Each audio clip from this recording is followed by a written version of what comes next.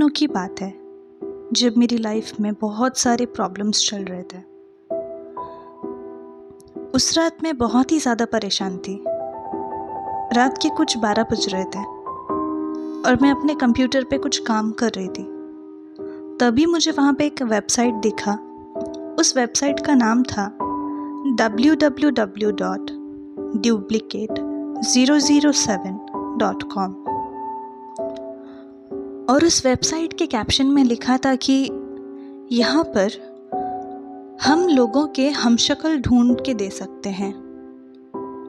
ये पढ़कर मुझे ये बहुत मज़ेदार लगा। मैंने उस लिंक पर क्लिक किया और उसके बाद मैंने अपनी फ़ोटो और अपने सारे डिटेल्स उस वेबसाइट पर अपलोड किए।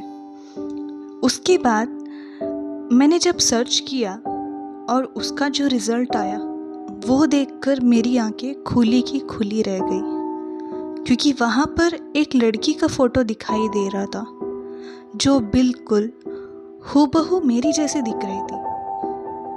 मैंने उसकी प्रोफाइल पर जब क्लिक किया और उसकी डिटेल्स जब मैं पढ़ने लगी तो वहाँ पे मैंने देखा कि उसका नाम शर्वरी सावंत था और उसका जो लोकेशन है वो मेरे ही नज़दीक में यानी कोंकण के सावंतवाड़ी में दिखाई दे रहा था।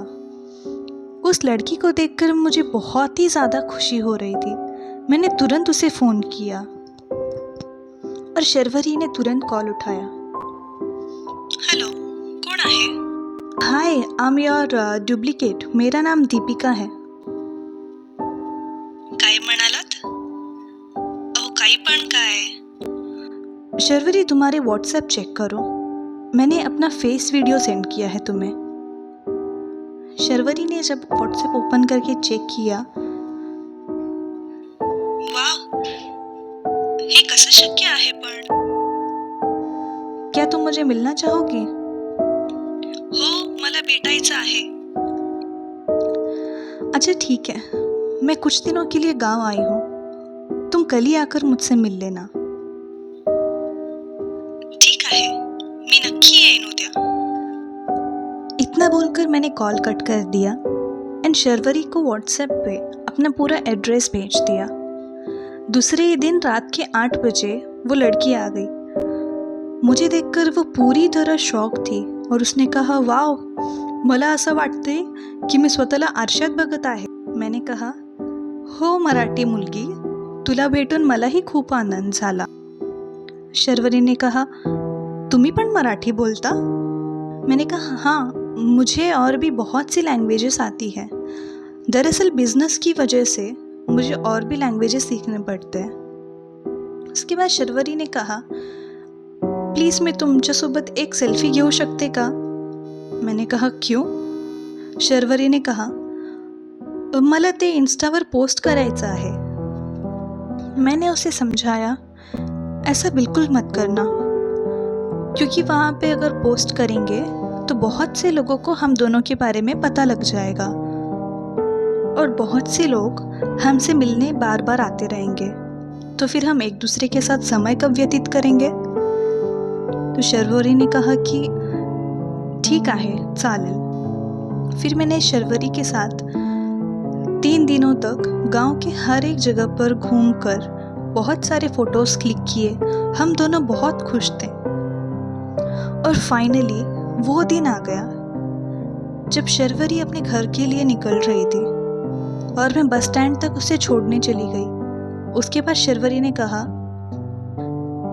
दीपू, तू आता जा इथून। जर लोकांनी तुला माझ्यासोबत बघितलं तर तुला खूप प्रॉब्लम होऊ शकतो।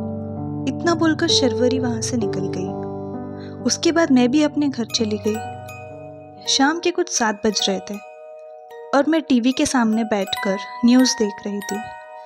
अचानक से न्यूज़ में एक ब्रेकिंग न्यूज़ आई जिसमें एक ट्रक डीलर लड़की को पुलिस ने गोवा में पकड़ लिया था और वो लड़की कोई और नहीं, वो शर्वरी थी। और वो न्यूज़ सुनकर मैं बहुत ज़्यादा खुश हो गई थी, क्योंकि मैंने ही शर्वरी को पकड़वाया था। उस वेबसाइट पर जाना, वहाँ पे अपने डिटेल्स अपलोड करना, शर्वरी को ढूंढकर अपने घर बुलाना, उसके साथ टाइम स्पेंड करके उसे पूरी तरह विश्वास दिलाना कि मैं भी उसी की तरह नॉर्मल लड़की हूँ, और फिर उसके बारे में डिटेल्स पुलिस को देकर उसको पकड़वाना, क्योंकि जब पुलिस उसे पकड़ ले जाएगी ये डुप्लीकेट वाली कहानी पर कोई विश्वास नहीं करेगा। और अब इसी बात को 1 साल हो चुका है, तब से शर्वरी मेरी जगह जेल में है और मैं यहाँ उसकी ज़िंदगी जी रही हूँ। भला हो उस डुप्लीकेट वेबसाइट का जिसने मुझे शर्वरी से मिला दिया।